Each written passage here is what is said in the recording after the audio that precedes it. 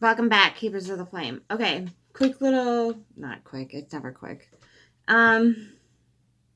So it's kind of been in the back of my brain, on the back burner for a hot second, because I watched this podcast on the YouTubes, and it said, I'm not gonna say names because I'm not shaming anybody,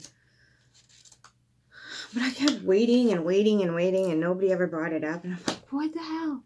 So, and it was about like explaining astrology to somebody who doesn't understand it or doesn't know anything about it, or a skeptic or whatever. Okay, and yeah, there's a religion that's tried to take that over too. We're not going to go there. We're just not going to go there because people are like, oh, this religion has it. Oh, a binding spell is a binding spell is a binding spell. If you need a binding spell, that's cool. That's cool. But if you're just getting into it for the astrology aspect of it,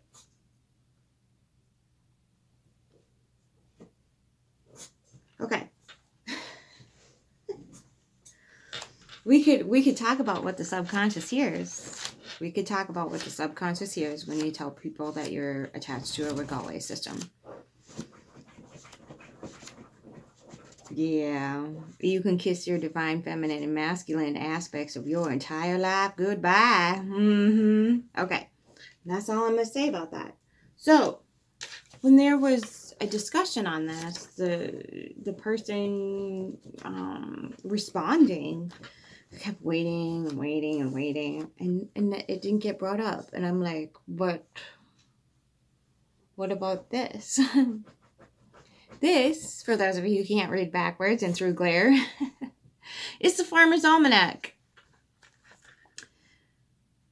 Now, we've used this probably since before we've been probably recording a lot of things. We've been using it. So why it didn't get brought up, I'm really curious, because this is all based off of the moon transits, all of it. And it's not just for gardening. Fishing is in here as well. Okay, so it says fishing and planting tables, mysteries of the zodiac, humor, homilies, and helpful hints, nostalgia and trivia, cookery and calendars, puzzles and contests, stories and articles, and just plain fun. And yeah, if you want to figure out how dumb or stupid you are, or how smart you are, or a little of both, do a crossword puzzle. I think there's Sudoku in here. Puzzles to ponder, get little brain teasers, funness. And then there's the planting table. So when's a good time to, pardon my fingers, we have fun here. We don't cut. Ooh, watercress. The unsung superfood. Blessed freaking bee. I'm not pagan either. I just like that saying. I don't know. Maybe I'm like pagan by default. I'm not sure. I don't worship anything. I think that's a bad idea. I do really like the sun and the moon, but that's about it. I don't worship anything. I put seed out for the birds. I don't know.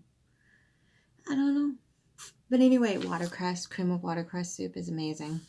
It grows right on like the creek and the riverbanks. Ooh, it's so good.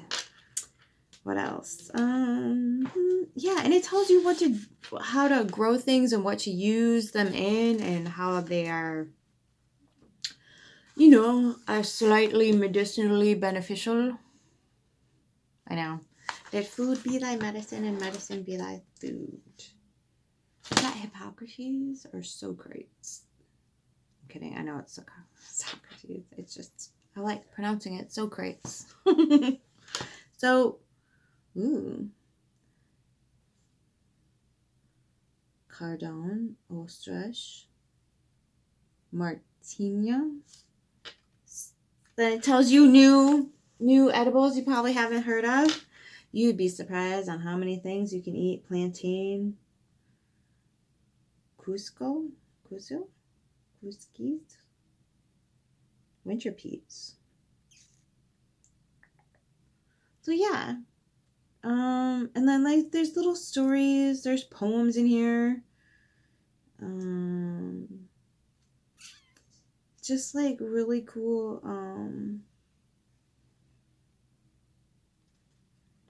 Yeah, it's like nature based too. It tells you about butterflies and different habits they have. Eating habits, you kind of plant your yard around it. Those little, yeah. Those are what got my chickens last year. It's a little weasel. It's his nature. But then that crazy bird disease came around, so I think that was the universe or whatever going, yeah, we're just gonna take care of that for you. This is the other thing too. It's like when everything bad happens, everybody's like, like it's gonna have a silver lining. You just gotta start looking for it. So when you're trepidatious or bad things are happening, it's just the universe's way of asking you to be more vigilant, pay attention. Something's going on. And you just need to pay attention to it.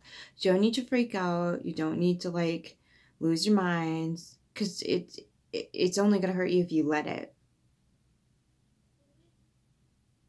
It's only going to hurt you if you let it. If the universe needs you to have downtime, it's going to tell you to have downtime. If you don't listen to the universe when it tells you to have downtime, it will forcibly put you into downtime. This is why I take breaks in between reading. It's very exhausting trying to tap into this stuff.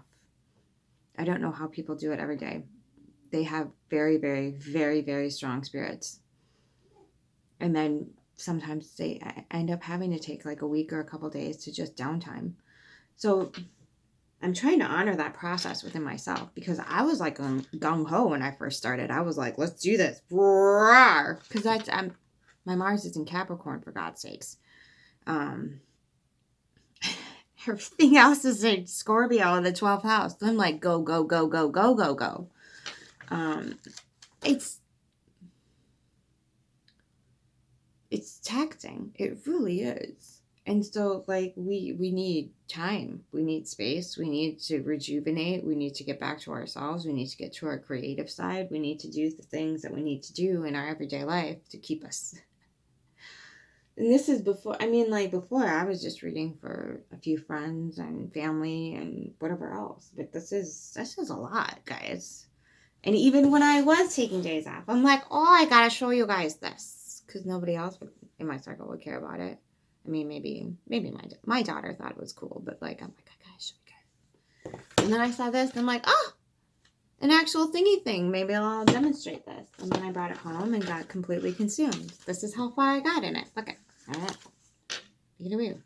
I love it. It's amazing. This is just amazing information and whatever else. And I don't really want to tell you, because I want you to go out and buy one. I want you to have it so you use it and you get into it. So astrology is not just about the planets. We live on one of those things. We live on a planet, darling. We are living on a planet, and we must coexist with it. Otherwise, we're not going to get what we need from it. We literally have paradise at our feet, and we're like, let's destroy it. I'd rather do that instead. But why? We have paradise at our feet. We're not forced into like destroying the planet. You get that, right? Like it's not forced on us. It's our choice. That's free will. Like we didn't leave the Garden of Eden. It's still here at our feet. And we insist on neglecting it. Okay. The Garden of Eden is not something that you go to after you die.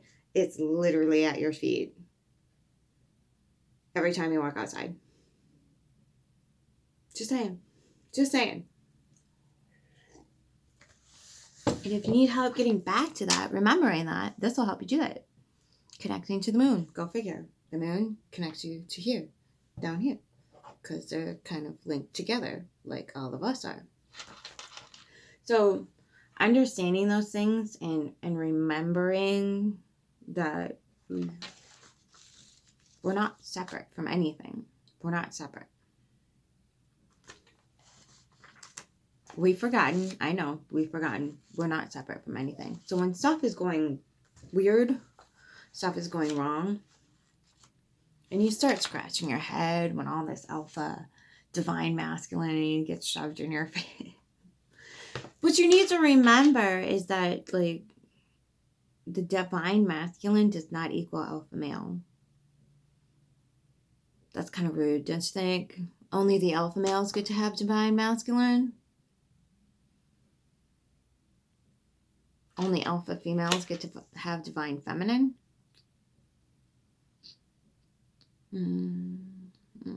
It's about getting back to you and who you are and who you're meant to be on the planet, and expressing yourself exactly how you need to express yourself, and feeling no shame in that, because there's not. This is an ecosystem where we all need to live together and coexist and co-create and hopefully leave the place a little bit better than what we found it.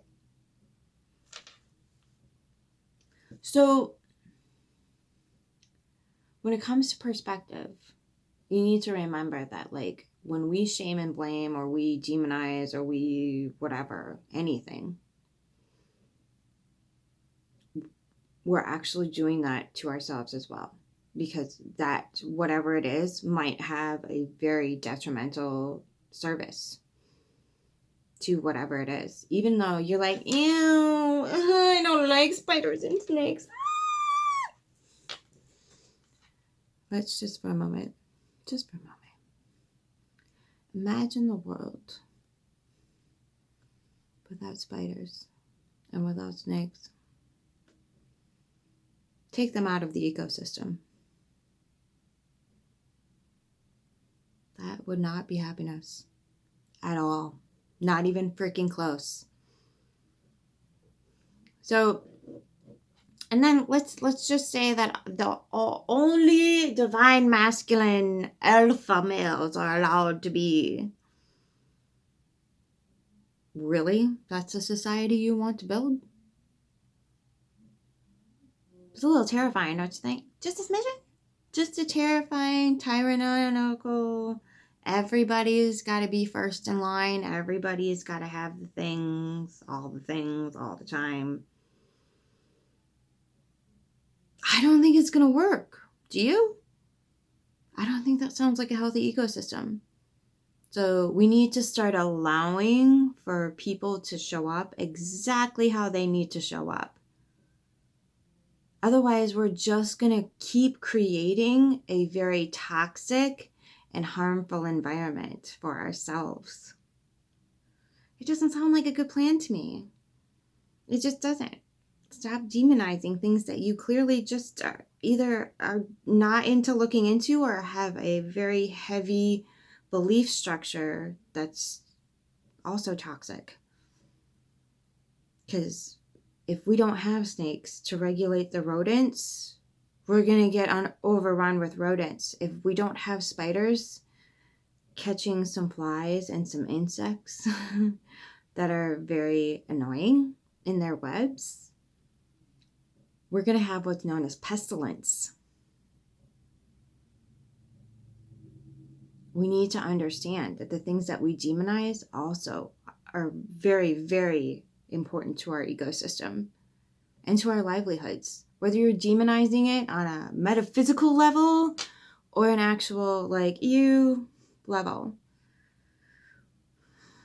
We're coming to a place of very upsetted anger and misunderstanding and ignorance when it comes to everything outside of ourselves. But what we keep forgetting is that the things that are demonizing, or that we're demonizing on the outside of ourselves, are the things that are in here that just need to be sat with and looked at. And I think the more we can understand that and come to a conclusion that paradise is at our feet, and all we need to do is tend to it instead of shame it, blame it, demonize it, whatever the heck it is, I think things are going to work out okay. But if we can handle this next cyclic movement into a place of what people are perceiving to be uncomfortable right now. This is a transition time. That's all it is. It looks like everything is falling apart. It looks like it is. It looks like it is, but it's just being brought to light. That's it. That's all. That's it. That's all. It looks like it's falling apart. For someone who has a Scorpio 12th house stellium, pinky fucking swear, it's just a transition time. That's it. That's all. We're going through a die-off of the old ways, and we're starting to rebuild anew. Maybe we could handle this with some grace and some gratitude. Understand that what we're looking at is exactly what we're looking at, and we don't need to fear it. We don't need to demonize it. We don't need to shame it. We don't need to death grip the old ways like it's some sort of like the only thing that's going to save us. Because it's not. It's not. Okay? We need to let go with grace and gratitude. And the thought process moving forward really needs to start being one of informed consent. I can't stress that enough. Informed consent. We live in the age of the World Wide Webs. And we're still scared of spiders. Darling angel, we are the spiders. We are all the spiders. Every time you clickety-clackety on the interwebs, you're being a spider. You're creating a web. You are on the web. Clickety-clackety. And every time you post a comment or you have an opinion or you click on a video, you are contributing to the web. Okay, so you are the spider. Scary, I know. But maybe just wield that power with a little bit more grace and gratitude. Okay? Just a little bit, okay? So when we perceive something to be icky on the outside of ourselves, we just need to come to an understanding that the only way that thing is going to hurt us is if we let it in and we let it hurt us. And the only way it can come in is if we allow it to be transformed and transmuted and transferred into that toxic energy that we are projecting outward onto it. This is a really tricky medicine to handle because we are so wrapped up in our own beliefs. We're so wrapped up in this constant construct that we have to categorize everything. Okay? Oh, she looks that way, so she's going to go in that box. Well, he acts that way, so he's going to go in this box. Well, he's, blah, blah, blah, whatever it is, And we forget that sometimes just because it's approved by the vast majority of people does not make it okay. We need to start remembering that. We need to start using our deep, honorable, core value discernment. Is this really going to pan out well for society? Or is this just serving me in the short term because I'm really scared and I don't want to look into it any further because it's making me really uncomfortable and I don't want to sit with it? Which one? Is this going to improve your life in the long term if you keep butting up against this thing that you're afraid of and you just go get the sage quick? I'm not telling you to be completely defenseless in the world. I'm telling you that the things you keep demonizing just need a closer look, especially if you're demonizing something that simply exists in nature. Because it's there for a reason. We're an ecosystem. If we didn't need it, it wouldn't be there. That's the same thing as a tower moment. If that thing can crumble, it wasn't supposed to be there and it served its purpose and it needs to get the F out. That's letting go with grace and gratitude. One more time. Letting go with grace and gratitude. Confronting things in an informed way so you can consent. I'm not telling you to go out and get bit by snakes, but you don't need to demonize them. They're keeping the critters out of your house right now.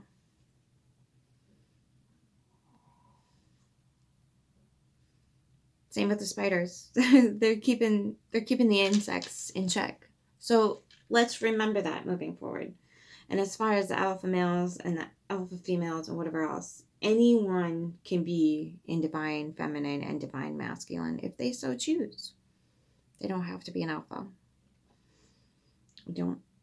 We are so much more than just a little teeny tiny speck on a spectrum. We are the spectrum.